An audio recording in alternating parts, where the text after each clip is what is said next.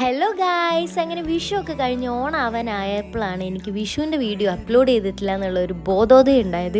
അങ്ങനെ വിഷുവിൻ്റെ 2 ദിവസം മുന്നേ ഞാൻ എൻ്റെ വീട്ടിലേക്ക് പോയിട്ടുണ്ടായിരുന്നു. ഇപ്രാവശ്യം ഞങ്ങൾക്ക് വിഷു ഇല്ല, അതുകൊണ്ട് തന്നെ വലിയ ആഘോഷങ്ങളും കാര്യങ്ങളൊന്നും ഇല്ലായിരുന്നു. അമ്മയും അച്ഛനും എന്നെ വെയിറ്റ് ചെയ്തിരിക്കുകയായിരുന്നു. അങ്ങനെ ഞാൻ എത്തിയതിന് ശേഷം പിന്നെ ഫുഡൊക്കെ കഴിച്ച് കിടന്നു. പിന്നെ പിറ്റേ ദിവസത്തെ ഫുഡ് ഞങ്ങൾക്ക് തറവാട്ടിൽ വെച്ചിട്ടായിരുന്നു. അങ്ങനെ ഞങ്ങൾ റെഡി ആയതിന് ശേഷം നേരെ തറവാട്ടിലേക്ക് വിട്ടു. അവിടെ മാമനും അമ്മായിയും ചേച്ചിയും എല്ലാവരും ഉണ്ടായിരുന്നു. ഇത് ചേച്ചീൻ്റെ മോനാണ് അക്കു. എൻ്റെ വീഡിയോസൊക്കെ സ്ഥിരമായിട്ട് കാണുന്ന ഒരാളാണ് കേട്ടോ. അങ്ങനെ തറവാട്ടിലെത്തിയതിന് ശേഷം അച്ഛനും അച്ഛനും കൂടെ വർത്താനൊക്കെ പറഞ്ഞിരുന്നു. അക്കു ഇങ്ങനെ കാര്യമായിട്ട് പറയായിരുന്നു, ഇതിൽ യൂട്യൂബ് ഇല്ല, അതുകൊണ്ട് എനിക്ക് വീഡിയോസ് ഒന്നും കാണാൻ പറ്റുന്നില്ല എന്നൊക്കെ ഉള്ളത്.